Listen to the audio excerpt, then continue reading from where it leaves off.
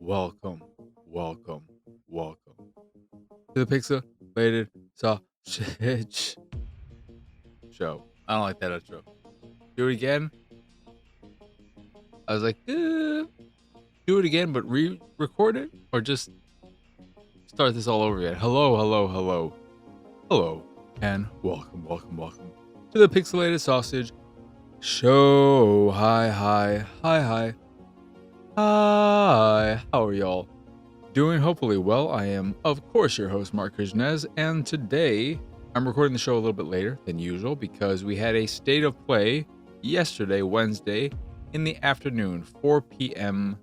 Central Time, and then you could do time zone math yourself.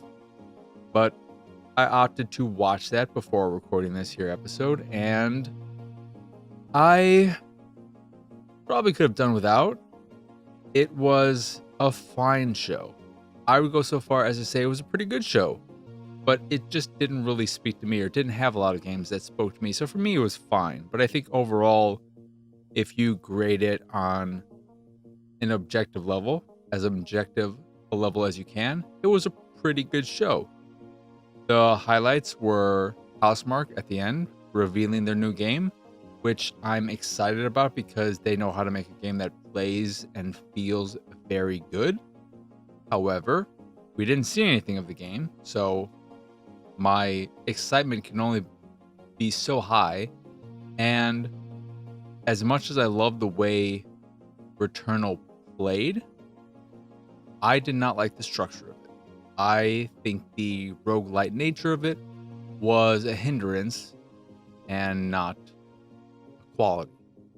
It took away from my ability to love that game. I've talked about that in the past where I think if Returnal was more of a 3D Contra-like, it could have been one of the greatest games of all time. But that roguelite nature didn't work for me, and based on what little we saw and heard in that trailer, it sounds like it's going to be more of that Returnal loopy nature. Every time I start again, I grow stronger, something along those lines, he said. So that was one of the highlights. For me, I think the Midnight Walk looks very, very, very cool.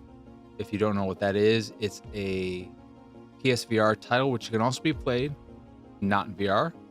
Thus my excitement. Otherwise, I wouldn't have given a shit.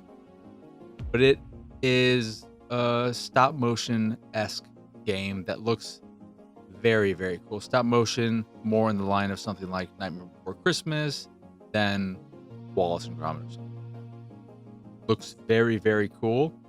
Looks apparently spooky. I was talking to my one friend who said that looked too scary for him, and I guess I can see that because it's very dark and moody and atmospheric, but you had some kind of weapon, so anytime you have a weapon, the potential scares are lessened. You can get jump scares, but as soon as you give me some way of defending myself, of fighting back, I feel much more capable, and then I can handle a game. They try and counter that with ammo scarcity or save limitations and stuff like that. If you look at Resident Evil as an example, for instance. But with newer games, even if they do implement those kinds of systems, they tend to think of the player and implement some kind of accessibility options, whether it's a safe mode or lower difficulties that remove such limitations. So I'm very excited about that. And then the biggest surprise for me was Darwin's Paradox, I believe it was called. A game from Konami, which was probably the most surprising thing about the game itself, that looked kind of like an amalgamation of Octodad and Inside.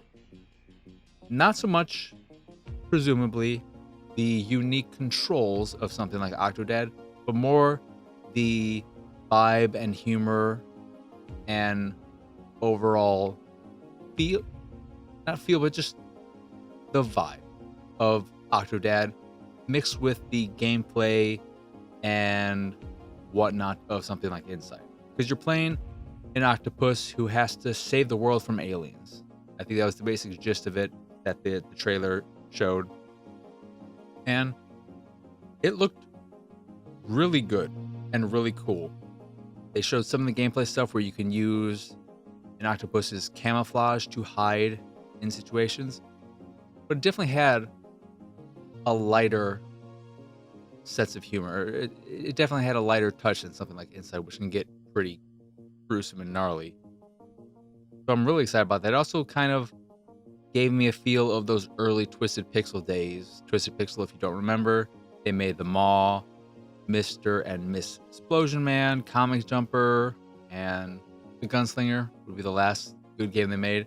Then they made Local Cycle and fucking threw their reputation down the fucking garbage dump. I don't know if I've ever seen a studio destroy itself so fast with a single game. And then they've gone on to make VR games, I think, and are a meta studio now, which is unfortunate because I think they made some really great games. Comic Jumper maybe won't, or I don't know if it would hit as hard or if I've aged out of it, but I remember at the time thinking it was one of, if not the funniest games I've ever played. But I'm assuming that maybe I've probably aged out of the style of humor, but I don't remember that game that strong. But I love them all. My God, did I love them all. I looked at them all, a game I doubt many remember at all, and a very, very early Xbox Live Arcade game. But I looked at that and thought, if we could get a sequel to this with the kind of budget that Microsoft puts into something like Gears of War, Halo, or whatever, the mall could become Xbox's Ratchet and Clank, Astrobot, whatever. But we never got to see that because I don't think the mall was super popular. So it's only remembered by the chosen ones. I believe Lunchbox was also a big fan of it. My good friend. But that was the biggest surprise of the show for me. And those two were the stand-up, Midnight Walk and Darwin's Paradox.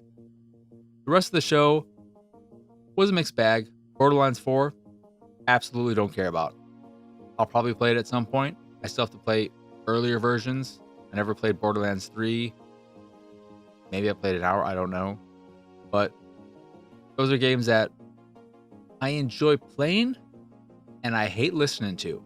So if it's still obnoxious and annoying with its humor, it's a game you'll have to play. A perfect podcast game. There's new Five Nights at Freddy's. Cool, I guess. Definitely not for me. We saw the reveal of the island in the new wrestling game, the WWE 2K25, 26, I don't know.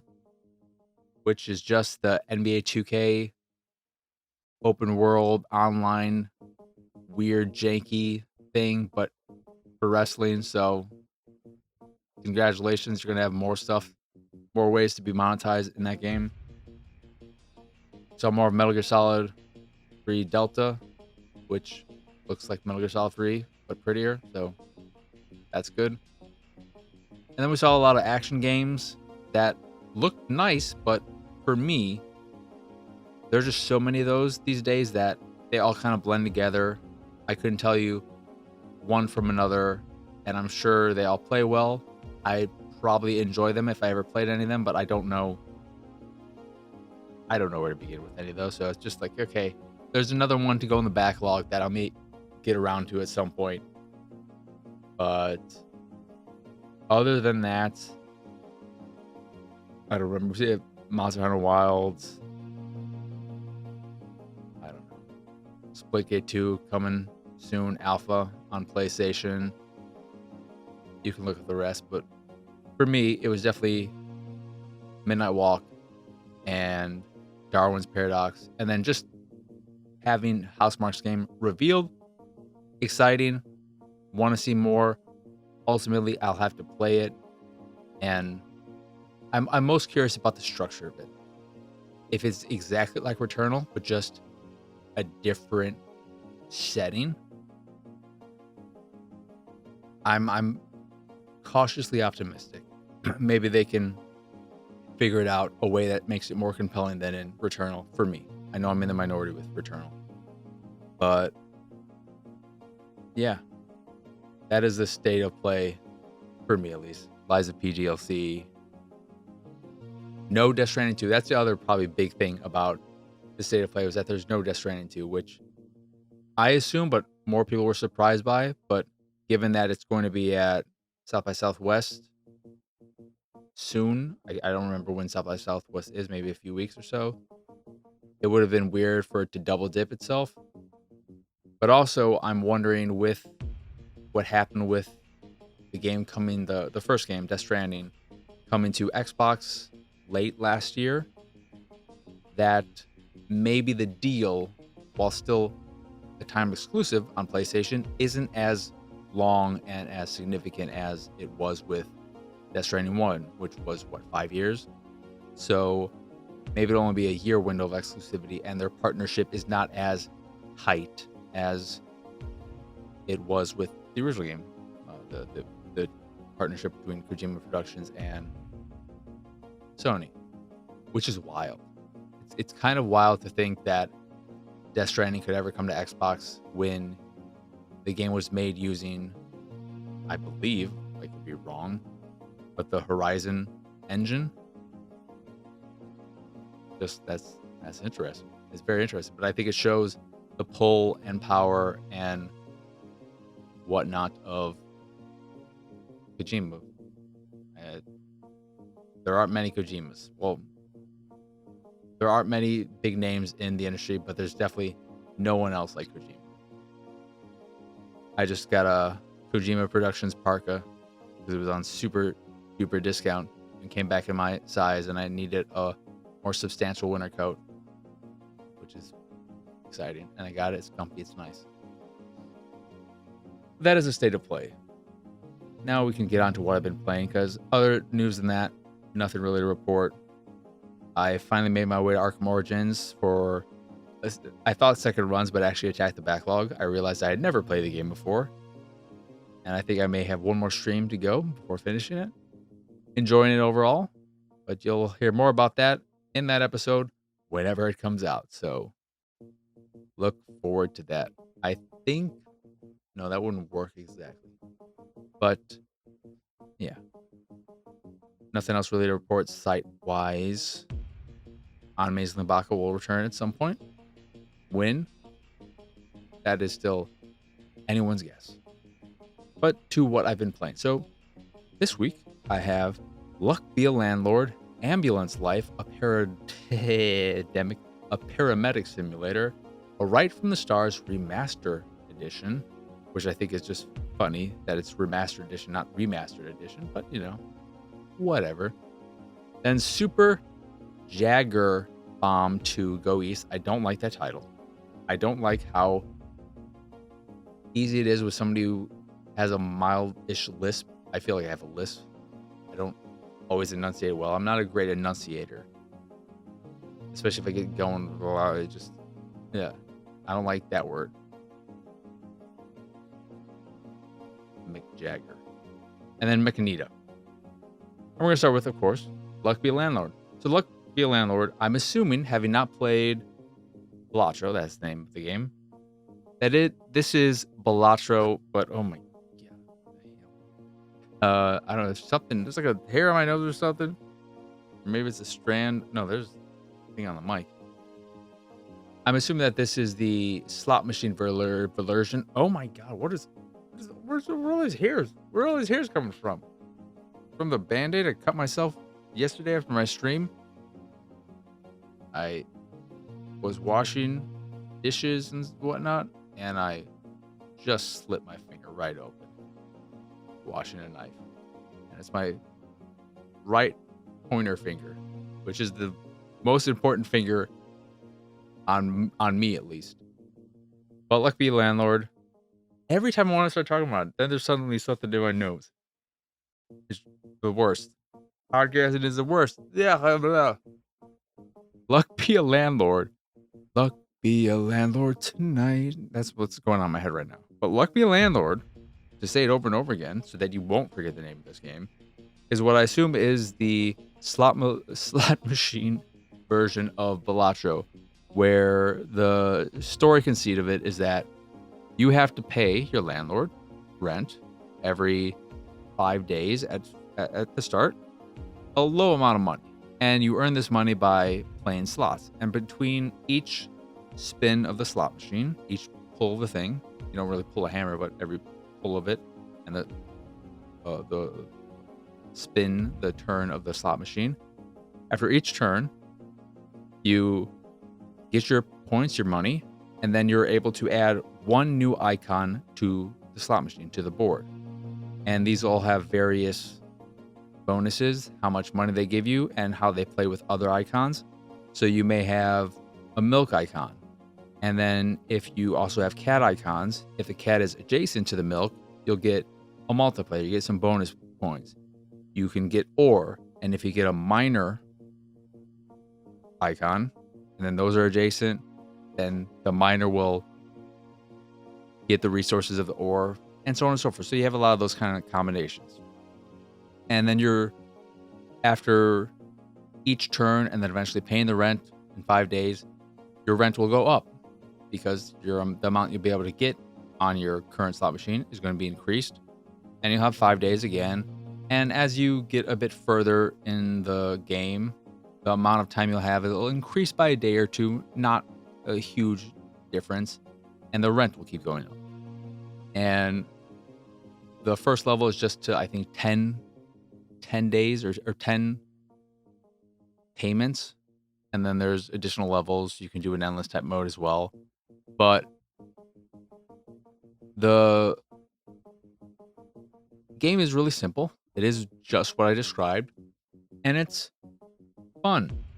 The thing about it, though, that hurts it for me and is going to be a very subjective thing for each and every person. I've not played Balatro to see what that looks like, but the aesthetic, which is a very dumbed down, basic pixel art style, is very unpleasant on a large display. I think it would look fine on a handheld, whether that be a Switch, a Steam Deck, or mobile devices. It feels like a very mobile-esque game.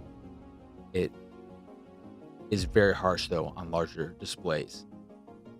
And I think if it had a more polished look to it, if it looked more like a real slot machine, that would be much better. And I think while there is some visual and auditory positive feedback for when you spin it and you see the icon show up and all that, I think if it had more of a punch, more of an actual oomph to that feedback, something a la Peggle, when you would get the last one and it would play that ode to whatever song, something along those lines. Just give me something that gets me excited every time I get a nice big jackpot or I get a really good spin and there are a lot of adjacent things.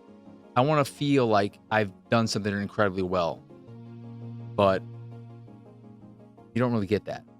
And I think one of the differences too, having not played Balatro, is that Balatro, there is a degree of skill to the game, and while everything is luck-based really in gambling things, you still have to decide how you're going to play your hands, what cards you're going to keep, what you're going to discard, and so on. And in this, it is purely luck-based, just like slots are. You can try and improve your odds by crafting a board that works the way you want it to, that has a better chance of giving you good outputs. And if you have 3 options, because you get 3 options after each spin of things to pick from. And if you don't like any of them, you can skip them, but skipping too often is not great. It's better to just take something than to skip something, because you're going to be leaving money on the table. But it is just luck-based. So there is a limitation there. It's luck-based both in terms of how spins play out, but also in terms of what you end up getting between rounds. You may get a bunch of random icons that don't work well together over and over and over again, so you can't build a board around a specific strategy. So some runs could end a lot earlier than expected. But I think it's a solid game. It's something I can go back to, but again, I think it's much more suited for smaller displays, handheld devices, both in terms of the gameplay, definitely makes sense there, but the visual stylings of it too, definitely do that as well. That is again, Luck Be a Landlord. Luck Be a Landlord. Next, we have Ambulance Life, a Paramedic Simulator. I played this for a few hours, and all I did were the regular on-call missions, because as you keep doing the on-call things when you're starting out, you'll unlock more specific days you can go on, but I just kept doing the 15-minute ones where anything can happen. You get calls, you go to it, see what's going on, and it's all right. There's a lot of traffic in the game. The most impressive thing about the game is how much traffic is in the game. I don't think the traffic AI is always the best at knowing how to deal with sirens and how to pull to the side and open up a path for you.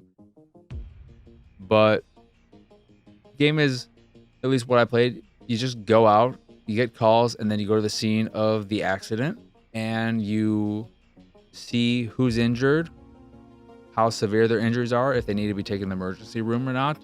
You do a few tests on the scene. You first interact with the victim, the person who's in need of help, and try to figure out what's wrong with them. Take them into your ambulance in the back, and then do a few quick tests and stabilize them if they have any kind of wound or whatnot, so that you can safely transport them to the hospital. But it's pretty janky, as one would expect. It runs well, which is nice, but it's just kind of odd. Whenever you're going up to someone and talking to them, someone who's been injured, you can always ask them, after you've asked them some regular questions, how are you doing? Have you taken any prescription drugs, or just drugs in general? Have you done all this stuff, just to get a gauge of where they're at?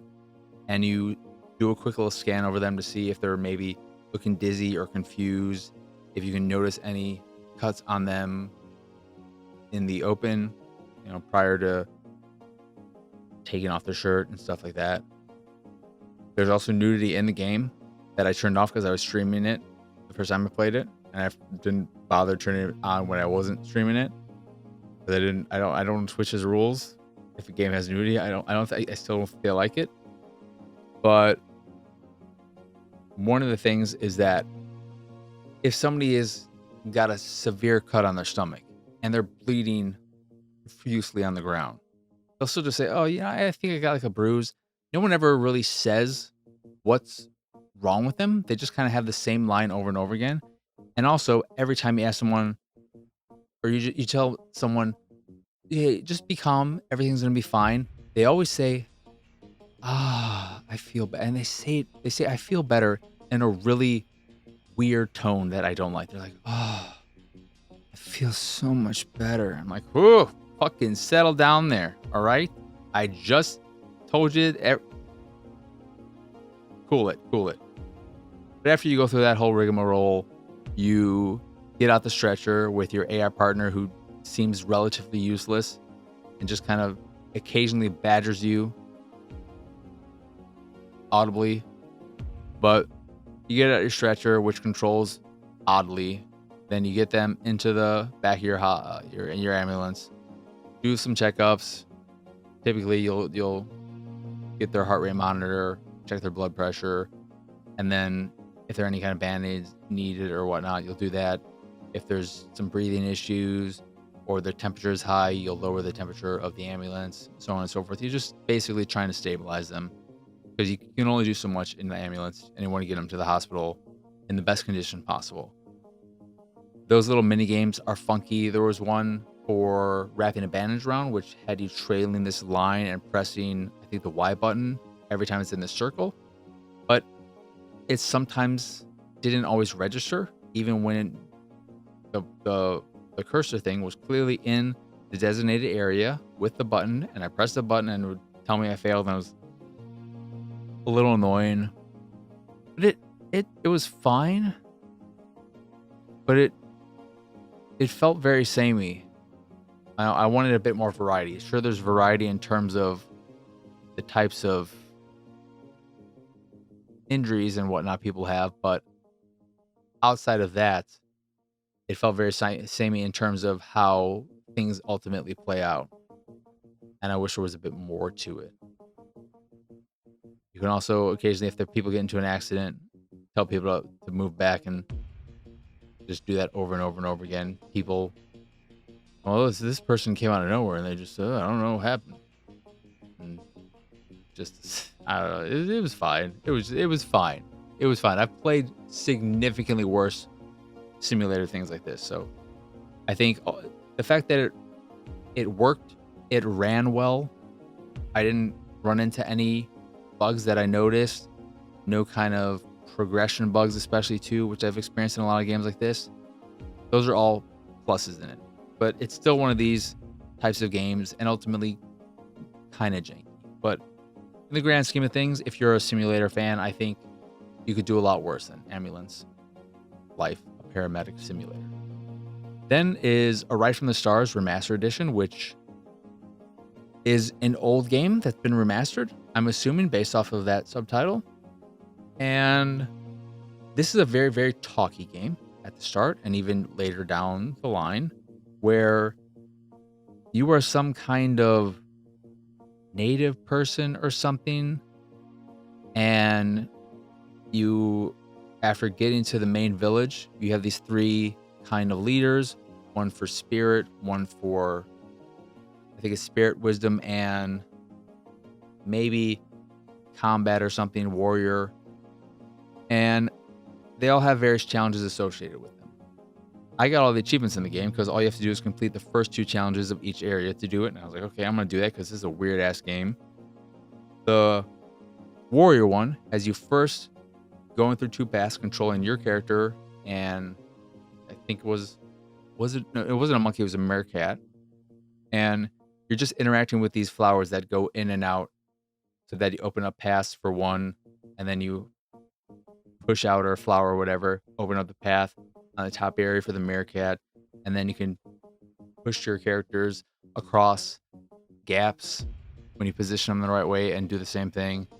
It was whatever. Then there was a section where a monkey was throwing coconuts at us, and we had to sneak our way through that area, which was weird. And then ultimately a boss fight with the monkey where we had to trick it to fall on this platform and then fall to the ground and fall through the thing. It was just like, what is this game?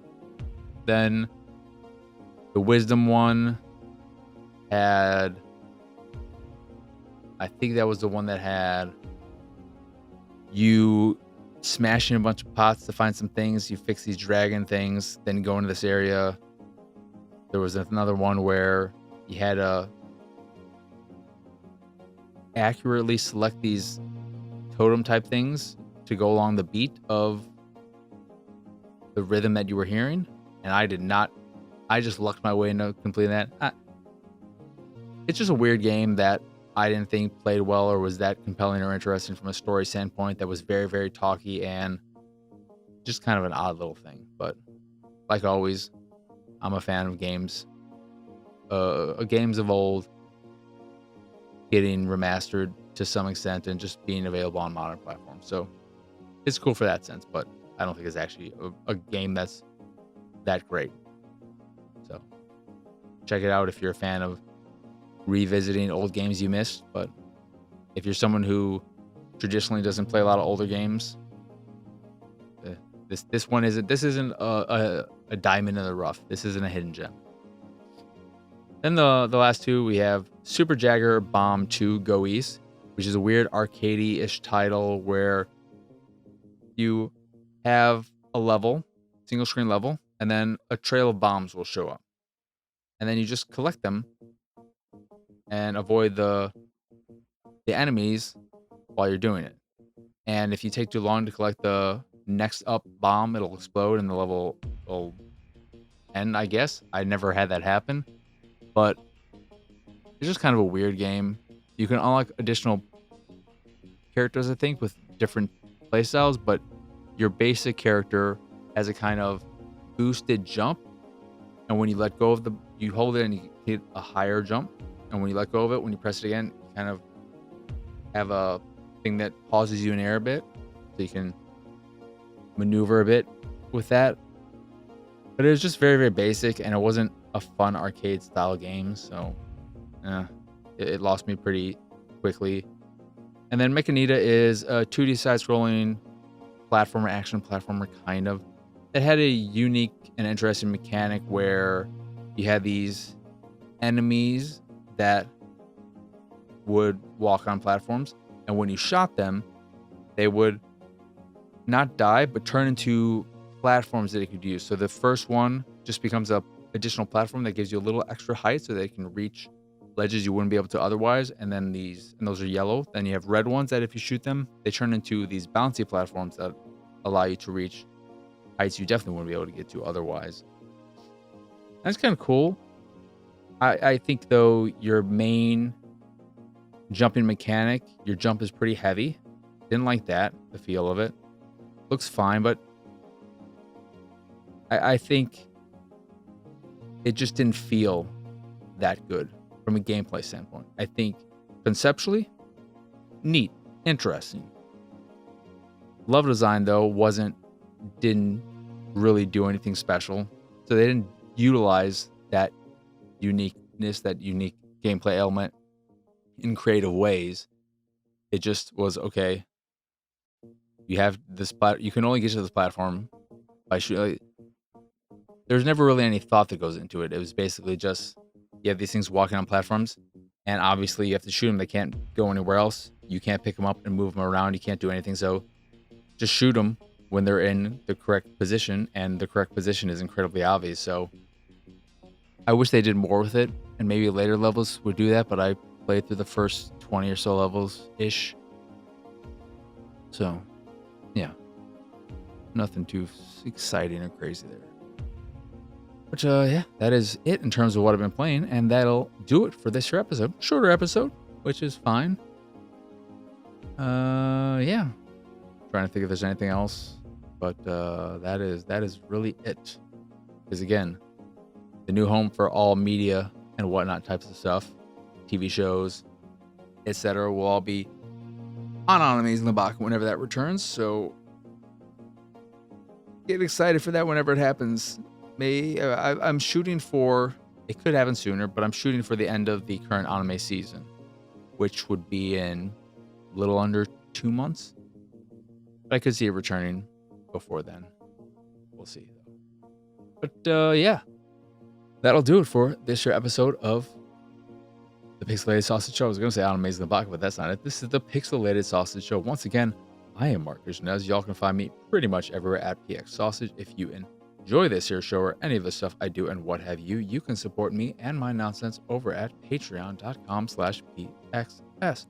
There you can get access to a monthly Q&A, occasional watch party, a private Discord channel along with some fancy Discord roles, and the occasional drop on the Patreon here or there depending on your tier. Or you can just support me to support me if that is your fancy. That is again patreon.com/PXS.